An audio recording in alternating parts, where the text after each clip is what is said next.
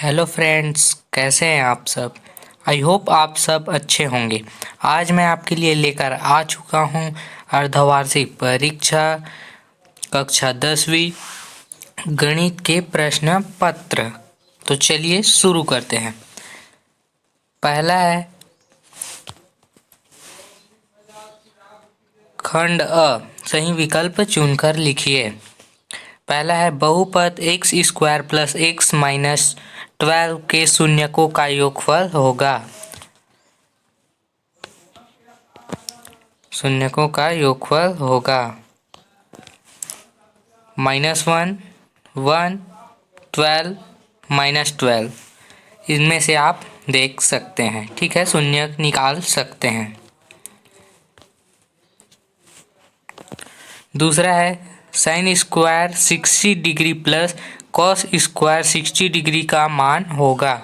तो आप अपने ये है 1, -1, 2, -2, इसका उत्तर आप अपने पाठ्य पुस्तक से प्रिपेयर कर सकते हैं। ओके। तीसरा है वृत्त का अंश माप होता है 90, 120, 180 तो 360। तो इनमें आपका सही उत्तर हो जाएगा 360। जो वृत्त का अंश माप होता है वो होता है 360 डिग्री।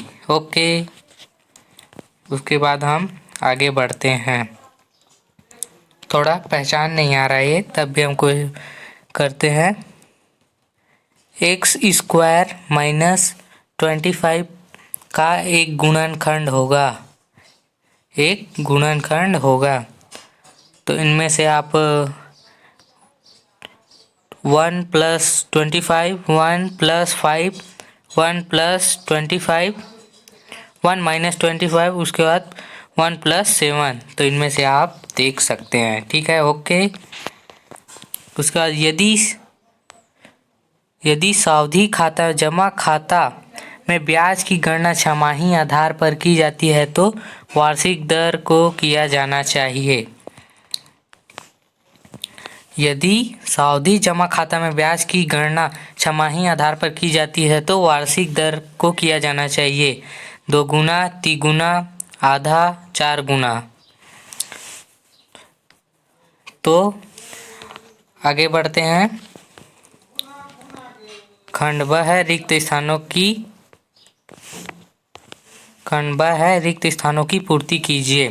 पहला है एक विषम और एक सम संख्या का योग सदैव खाली स्थान होता है। दूसरा है A:B:C हो तो मध्य अनुपाती खाली स्थान होगा।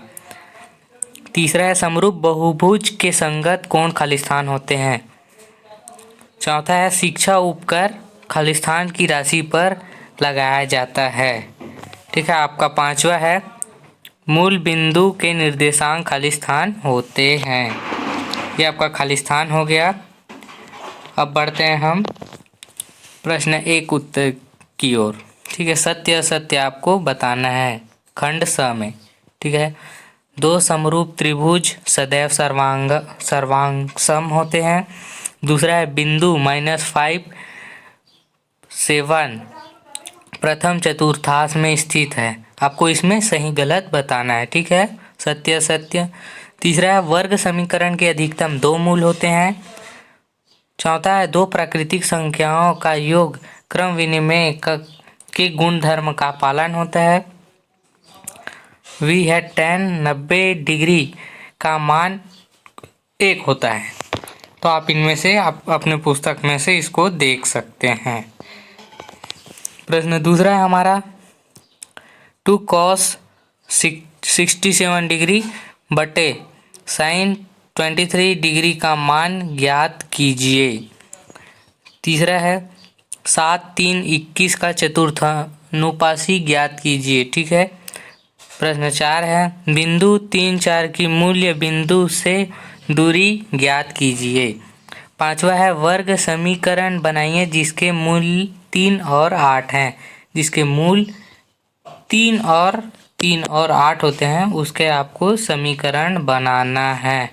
ओके।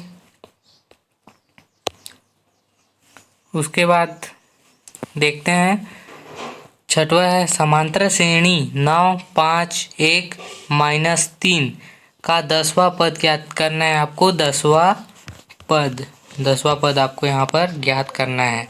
ओके।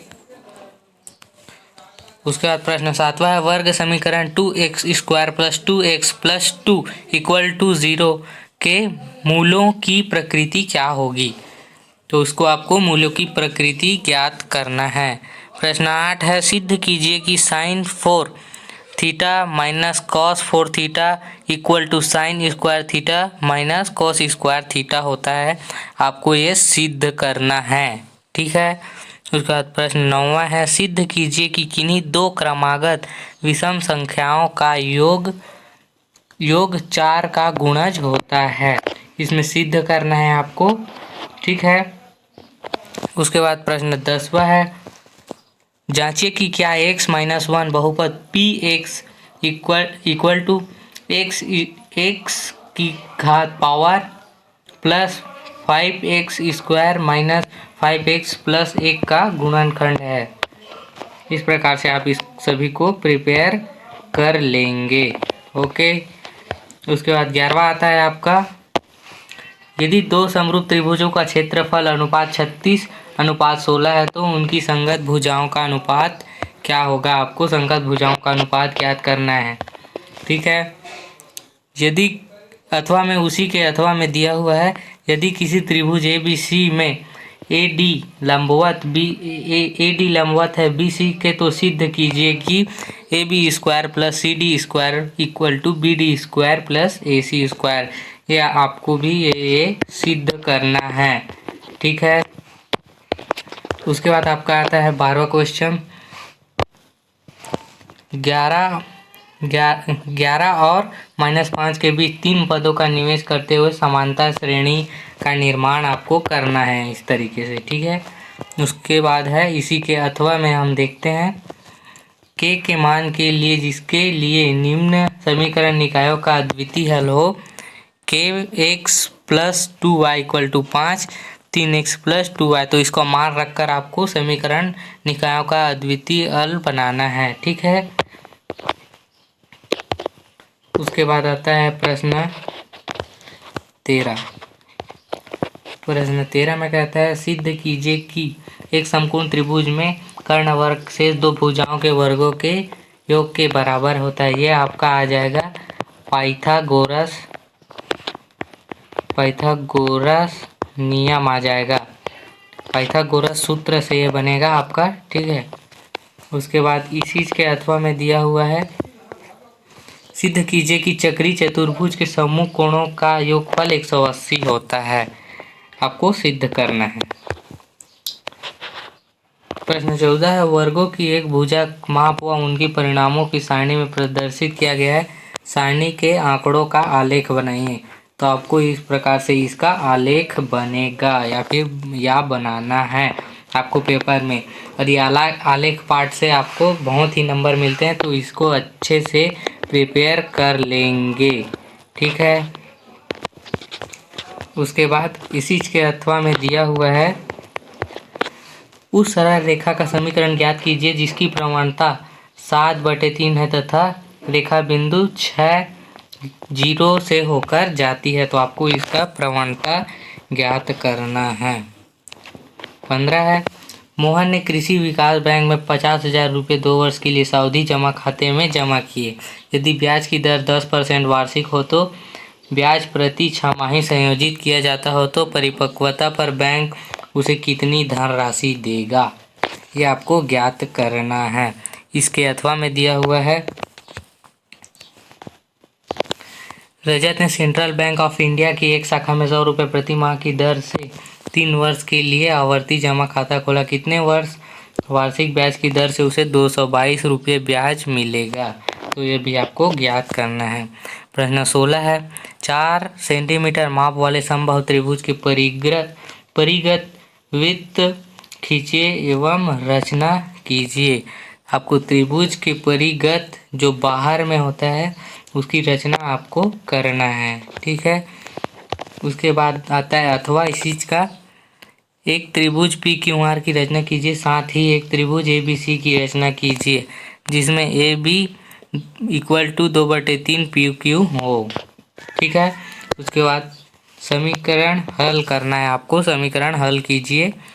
ये कॉस थीटा बटे 1 minus sine theta plus cos theta बटे 1 plus sine theta equal to 4 आपको इसे सिद्ध करना है।